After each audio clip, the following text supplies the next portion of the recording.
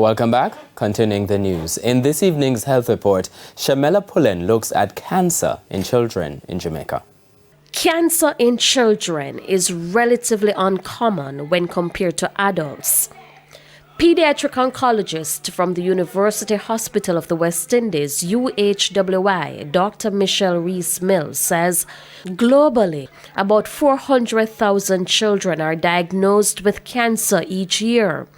But locally, between 60 and 70 children are diagnosed with cancer yearly. The cause for cancer in children is not fully known, but it's believed that genetics play a role. Dr. Rees-Mills says while there is not much prevention for cancer in children, early detection is important.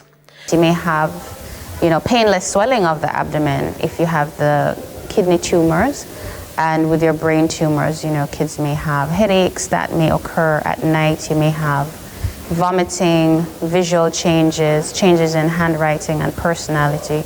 The survival rate for children with cancer is between 50 and 60%, but again, this depends on the type. The good news is, Dr. Rees-Mills says, treatment for cancer in children here in Jamaica has advanced in the last 10 years. There are some children that will sail through treatment. There are other children that their cancers will either come back or they may have a difficulty somewhere in the middle of their treatment. And then we're looking for special medications that to help them to give them a second chance. However, there is still a far way to go. When you look at other nations, unless all the children fall under this national plan, then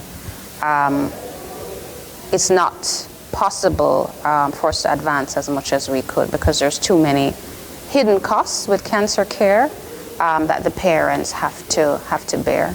With your health report, I'm Shamela Pullen, wishing you good health.